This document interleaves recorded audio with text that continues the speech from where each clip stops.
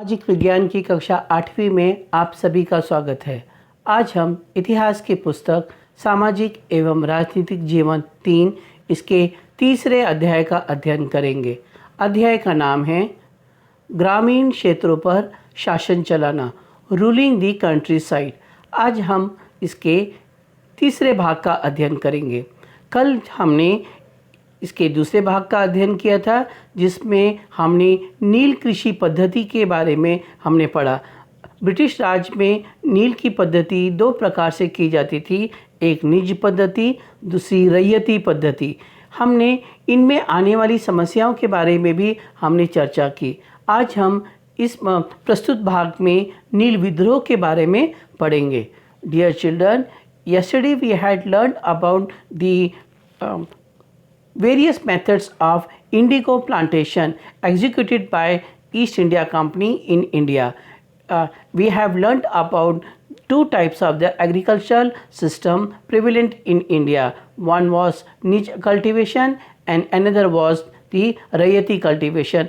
We have also learned about the difference between the woad and indigo, and we have also learned how the European countries attracted toward India for the need of indigo. In the present lesson, we shall be learning about the indigo revolt staged by various peasants of India in Bengal. So now let us begin our lesson. आज हम इस प्रस्तुत पाठ में हम नील के विद्रोह के बारे में पढ़ेंगे, जो बंगाल के कुछ प्रांतों में हुआ। उनके कारणों के बारे में हम पढ़ेंगे कि क्यों किस कारण भारत में नील का विद्रोह हुआ।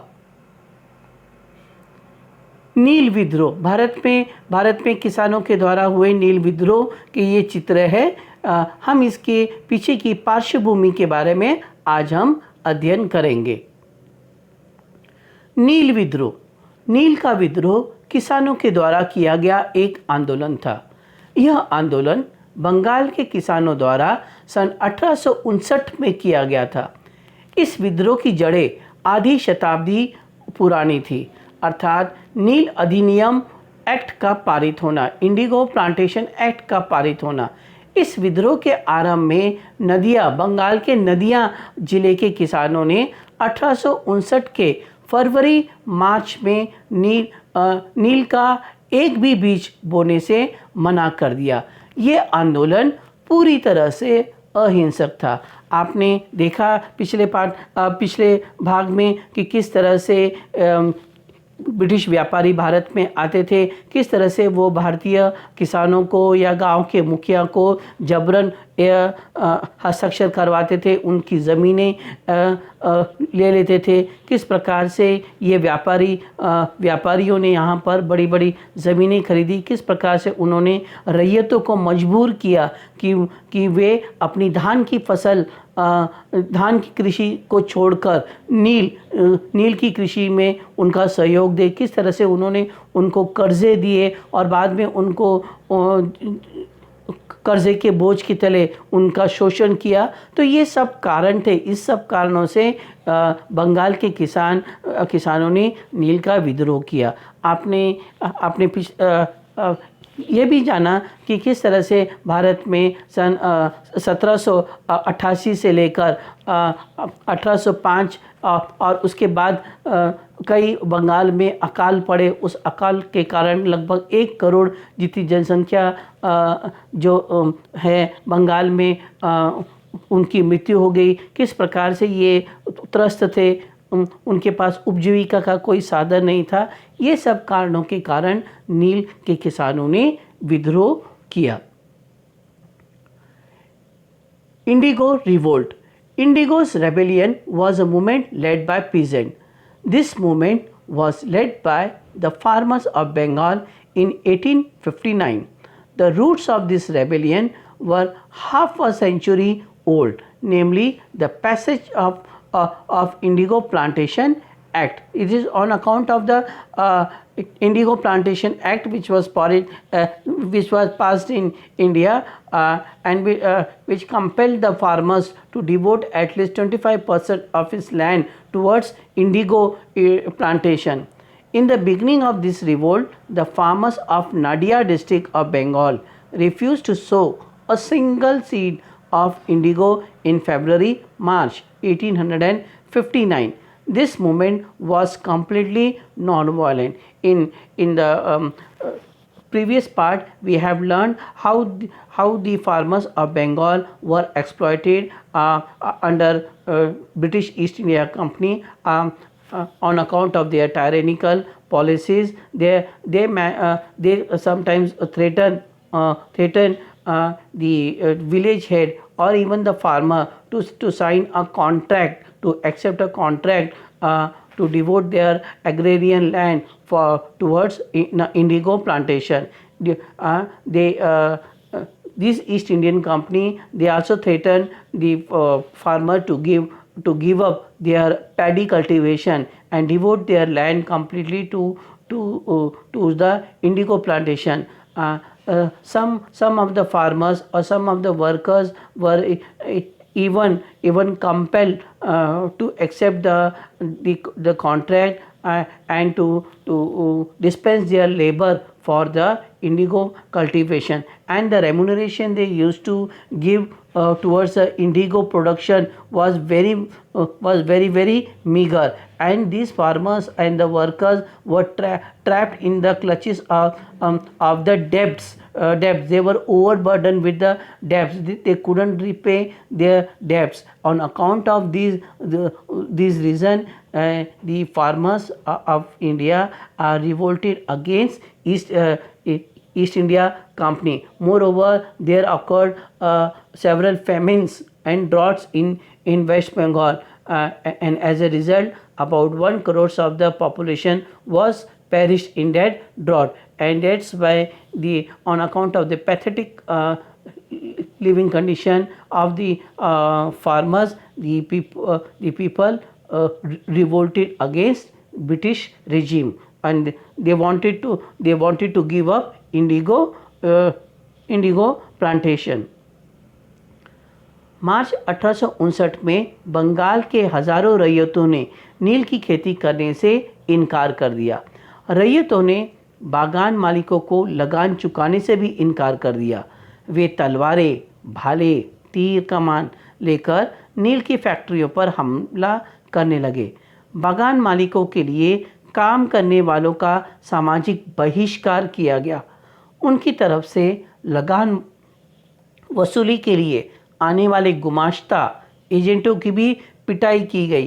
रैयतों ने नए कर्जे लेने से भी इनकार कर दिया। इस तरह से यहाँ के बंगाल के किसानों ने नील के खिलाफ एक प्रकार का जन आंदोलन चलाया।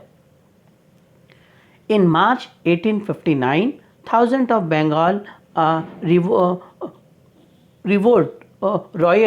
thousands of Bengal riots refused to cultivate indigo. The riots also refused to pay the planters the rent. They would start attacking the indigo factories with swords, spears, and arrows. Those who worked for the plantation owners were socially boycotted. They beaten up the agent, the gomastas, for their revenue collection from farmers by the peasants. The riots refused to take new loans also. This way, they started agitating against the British regime. नील विद्रोह को ताकत कहाँ से मिली? Sources of strength of indigo revolt. 1859 ईस्वी में बहुत सारे गांव में जिन मुखियाओं से नील के अनुबंध पर जबरन दस्तखत कराए गए थे, उन्होंने नील किसानों को आंदोलन के लिए प्रेरित किया। 1859 में ही लेफ्टिनेंट गवर्नर विद्रोह प्रभावित क्षेत्रों का उन्होंने दौरा किया। मैजिस्ट्रेट एशले ईडन ने एक नोटिस जारी किया कि रैयतों को नील के अनुबंध मानने के लिए मजबूर नहीं किया जा सकता। इस नोटिस के आधार पर ये खबर फैल गई कि रानी विक्टोरिया ने नील की खेती न करने का हुक्म दे दिया। यानी 1859 में गांव के मुखियाओं ने किसानों को कहा कि अब आपको नील का उत्पादन करने के लिए कोई मजबूर नहीं कर सकता। और लेफ्टिनेंट गवर्नर जो बंगाल के थे, उन्होंने पूरे बंगाल का दौरा किया। वहाँ के जो मजिस्ट्रेट थे एशले ईडन ने एक नोटिस जारी किया और उन्होंने भी कहा कि नील की कृषि करने के लिए और उनका अनुबंध मानने के लिए किसानों को मजबूर नहीं किया जा सकता। और लोगों ने क्या सोचा कि ये जो आदेश है वो रानी विक्टोरिया, इंग्लैंड की रानी विक्टोरिया ने जारी किए और उनका भी, ब्रिटेन का भी हमारे आंदोलन को समर्थन है। इसलिए भी ये आंदोलन और भी अधिक उग्र हो गया और तीव्र हो गया। In 1859, in many villages, the chiefs with whom indigo contracts was forcibly signed inspired the indigo producing peasant to agitate. Means the village head themselves inspired, themselves provoked the local farmers and peasants and workers not to contribute or not the merchants and traders for indigo plantation. In 1859, the lieutenant governor visited the rebellion affected area. Means the lieutenant governor of Bengal, he also toured entire Bengal to investigate the matter, to take the account of the intensity of the revolt. Similarly, Magistrate Ashley Eden issued a notice that the riots can't be forced to accept indigo contract. On the basis of this notice, the news spread that Queen Victoria ordered not to cultivate indigo. Means the people assume that since the government machinery is supporting them not to sign any new treaty for the indigo plantation, and it might be an order issued by the Queen Victoria of England, or the government of Britain is behind their revolt. That's why the intensity of the indigo revolt rose higher. Calcutta के पढ़े लिखे बुद्धिजीवियों ने भी नील विद्रोह के विषय में लेख लिखे। बंगाली मध्यम वर्ग ने किसानों का तहे दिल से समर्थन किया। बंगाली बुद्धिजीवी हरीश चंद्र मुखर्जी ने अपने अखबार दी हिंदू पैट्रियट में गरीब किसान की दुर्दशा का वर्णन किया। हालांकि लेखों पर दीनबंधु मित्रा ने प्रकाश डाला, जिन्होंने अपने नाटक नील दर्पण में इस स्थिति का चित्रण किया था। यानी बंगाल में रहने वाले जितने भी बुद्धिजीवी थे, वे बुद्धिजीवी भी बंगाल की तरफ दौड़े और वहाँ पर नील की कृषि करने वाले किसानों का जायजा लिया। उनकी दुर्दशा पर उन्होंने काफ़ी लेख लिखे। ऐसे ही एक बंगाली बुद्धिजीवी थे हरीश चंद्र मुखर्जी। उन्होंने एक अखबार हिंदू पैट्रियट में गरीब किसानों की दुर्दशा का वर्णन किया। इनके साथ ही दीनबंधु मित्रा, इन्होंने उनकी कहानी पर एक नाटक बिठाया और उस नाटक का नाम था नील दर्पण। उनके नाटक से एक बड़ा विवाद पैदा हो गया, जिसके कारण बाद में ईस्ट इंडिया कंपनी ने भारतीयों के बीच आंदोलन को नियंत्रित करने के लिए प्रतिबंधित कर दिया। यानी ईस्ट इंडिया कंपनी ने जो है इस नाटक को पर रोक लगा दी और उनका यह मानना था कि ये नाटक लोगों में विद्रोह की भावना फैला रहा है, इसलिए उस नाटक पर उन्होंने प्रतिबंध कर दिया। Source of strength of indigo revolt. The Bengali middle class intellectual people supported the peasant wholeheartedly. They visited the places of the revolt. They gathered the information, pathetic condition of the peasants and the indigo planters. Bengali intellectual Harish Chandra Mukherjee described the plight of the poor farmer in his newspaper. And the name of the newspaper was The Hindu Patriot. However, articles were overshadowed by Deen Bandhu Mitra, who depicted the situation in his play Neel Darpan. His play created a huge controversy, which was later banned by the East India Company to control the agitation among the Indians. So, what you gather from this paragraph? So many intellectuals around the nooks and corners of the Bengal, they started visiting the revolt site of the Bengal, and they started collecting the stories of the peasants, the pathetic condition of the peasant who dealt with the indigo production and indigo plantation.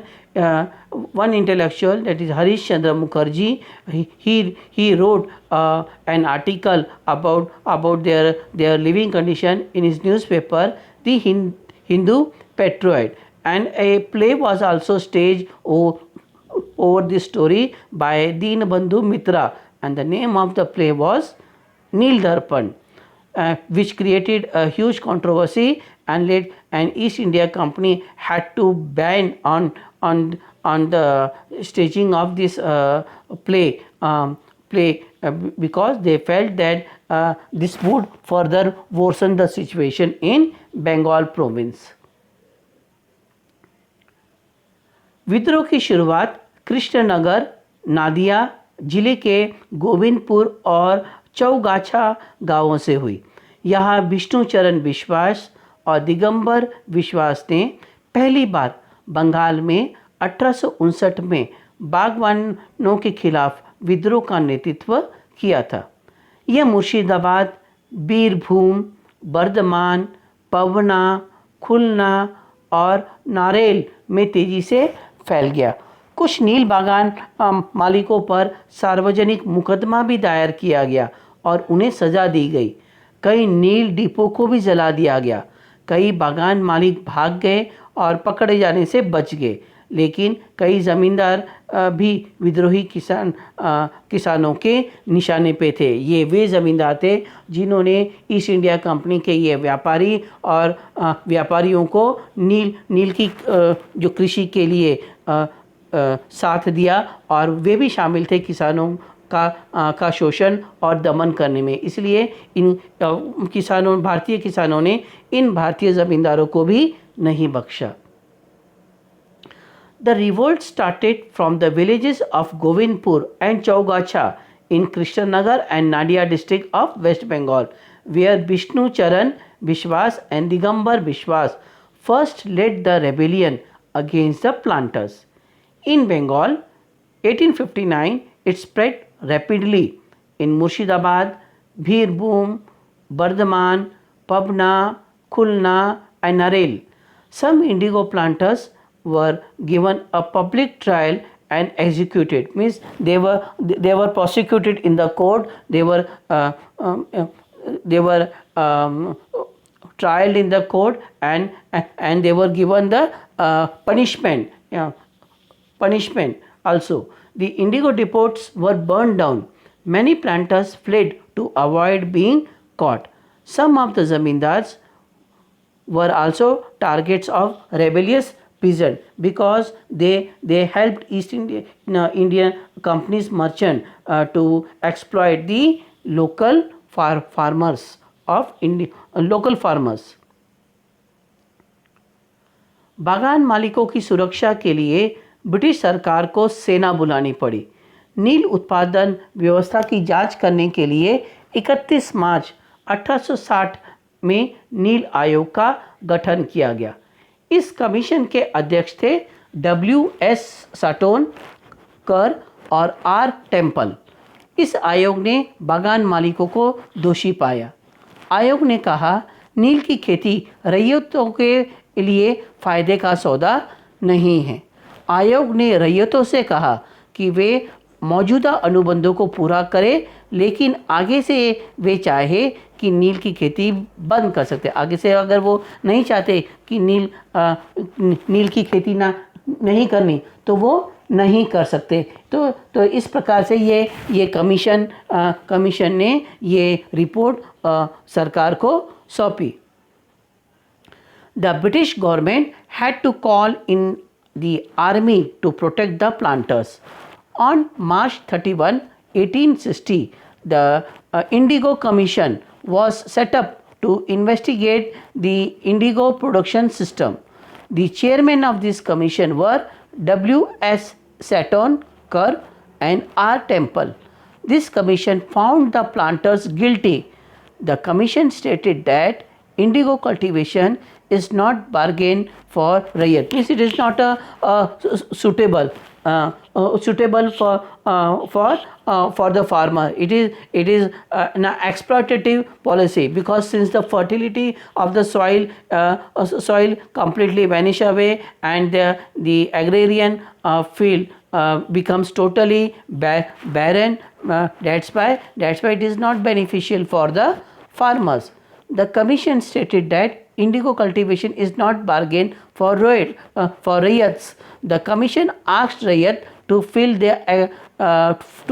the existing contract, but from the future rayats may stop cultivating indigo. So thus the commission now published its report in favor of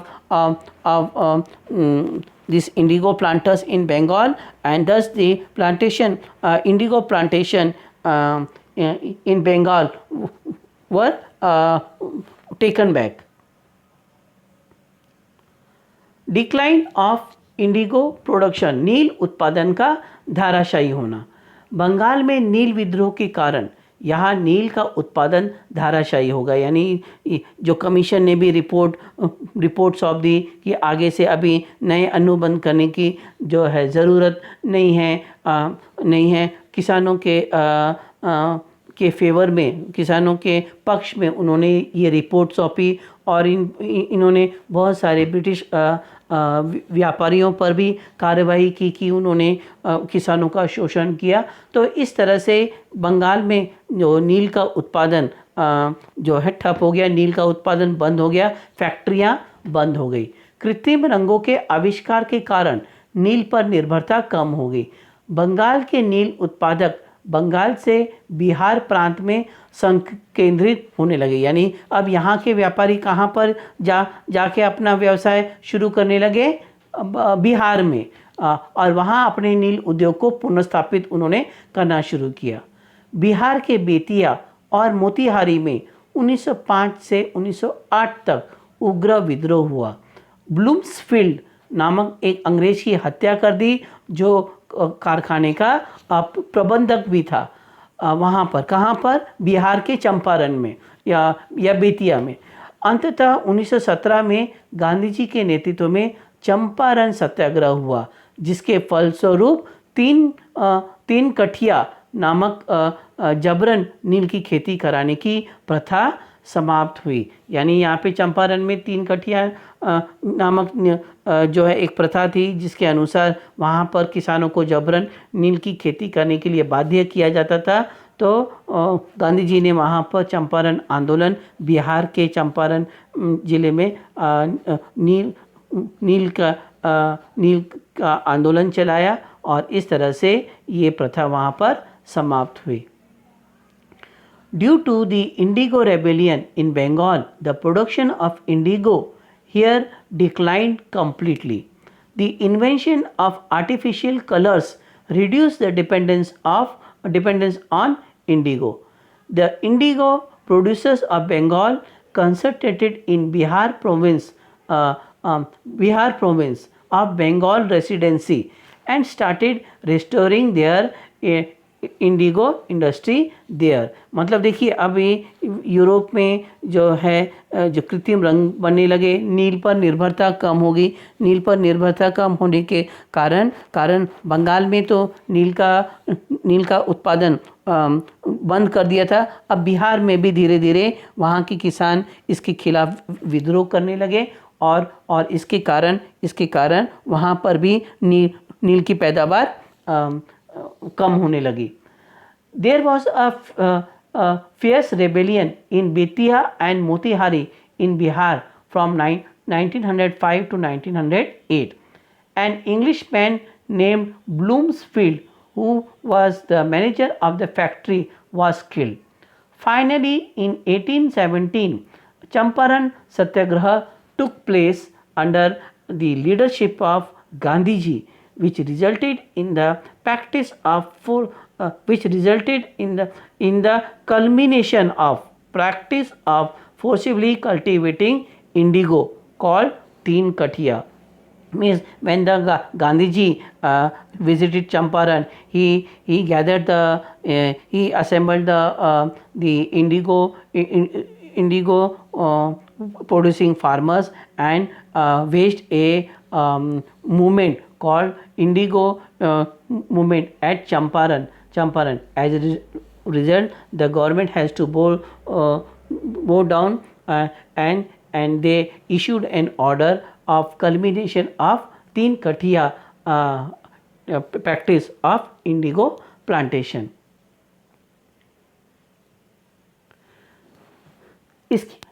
आइए अब हम एक बार दोबारा से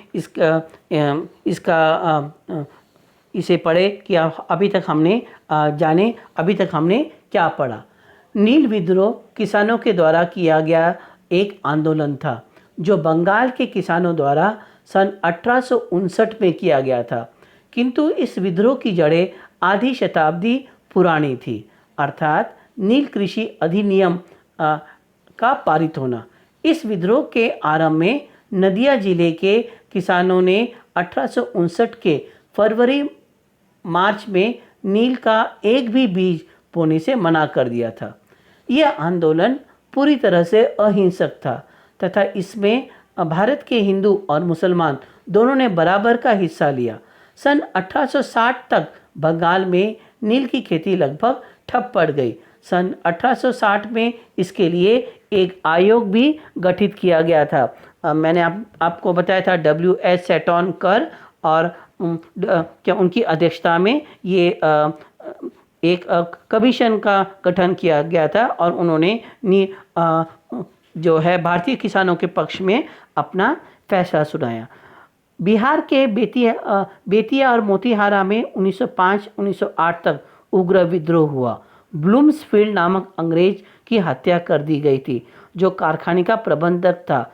अंततः 1917-18 में गांधी जी के नेतृत्व में चंपारण सत्याग्रह हुआ, जिसके फलस्वरूप तीन कठिया नामक जबरन नील की खेती कराने की प्रथा समाप्त हुई। तीन कठिया होता क्या है? तीन कठिया के अंतर्गत किसानों को 3/20 भूभाग पर नील की खेती करनी पड़ती थी, जो जमींदार के द्वारा जबरदस्ती थोपी गई थी। नील विद्रोह सर्वप्रथम यह विद्रोह बंगाल मतलब 1859-61 में शुरू हुआ। पूर्व में भी इस विद्रोह को भारतीयों द्वारा कुचल दिया गया था। जब गांधी जी ने चंपारण विद्रोह किया तो पाया कि वहां के किसानों को ब्रिटिश सरकार जबरन 15% भूभाग पर नील की खेती करने के लिए बाध्य कर रही थी तथा 20 में से 3 कट्टे किसानों द्वारा यूरोपियन नीलों को देना होता था, जिसे आज हम 3 कट्टिया प्रथा के रूप में भी जानते हैं। भारतीय किसान जिसकी दशा पहले से खराब थी, ऐसी विषम परिस्थितियों में ब्रिटिश सरकार की ये हुकूमत उनके लिए परेशानी का सबब बन गई। जब 1917 में गांधी जी ऐसी विषम परिस्थिति से अवगत हुए तो उन्होंने बिहार जाने का फैसला किया। गांधी जी मजरूल हक, नरहरि पारिख और राजेंद्र प्रसाद जेपी कृपलानी के साथ बिहार गए और ब्रिटिश हुकूमत के खिलाफ अपना पहला सत्याग्रह शुरू किया, जिसको कहते हैं चंपारण का सत्याग्रह। ब्रिटिश सरकार ने उनके खिलाफ उन्हें वहां से निकालने का फरमान जारी किया, किंतु गांधी जी और उनके सहयोगी वहीं जुटे रहे। अंततः ब्रिटिश हुकूमत को अपना आदेश वापस लेना पड़ा और गांधी जी द्वारा निर्मित समिति से बात करने के लिए वो सहमत हो गए। गांधी जी ने बिहार यानी चंपारण के किसानों की दयनीय परिस्थितियों से इस प्रकार शासन को अवगत कराया कि वो मजबूरन इस प्रकार के कृत्यों को रोकने के लिए मजबूर हो गए। So, dear children, the Indigo Revolt was a peasant movement and subsequent uprising of indigo farmers against the indigo planters that rose in Chaugacha village of Nadia in Bengal in 1859. Indigo planting in Bengal dated back to 1777 when Louis Bonnard, a Frenchman, introduced it to the Indians. He was the first indigo planters of Bengal. He started cultivation at Tal Danga and Gwalpada near Chandanagar. The Bengali middle class supported the peasant wholeheartedly. Bengali intellectual Harish Chandra Mukherjee described the plight of the poor farmer in his newspaper, the Hindu Patriot. However, the articles was overshadowed by Dinbandhu Mitra, who depicted the situation in his play Neel Darpan. His play created a huge controversy which was later banned by East India Company to control the agitation among the Indians. Revolt started from the villages of Govindpura and Chaugacha in Krishnanagar, Nadia district, where Vishnu Charan Vishwas and Digambar Vishwas first led the rebellion against the planters in Bengal. It spread rapidly in Murshidabad, Birbhum, Bardhaman, Patna, Khulna and Narel. Some of the indigo planters were given a public trial and executed. The indigo depots were burned. Many planters fled to avoid being caught. The zamindars were also targets of rebellious peasants. So this way we have completed the third part of the lesson. Go through the main points, write down the main points in your notebook and learn it. इस तरह से हमारा ये तीसरा भाग पूर्ण हुआ। आप इसके मुख्य मुद्दों को एक बार पढ़िए, अपनी क्लासवर्क नोटबुक में लिखिए और याद कीजिए और इसका होमवर्क भी कीजिए। धन्यवाद।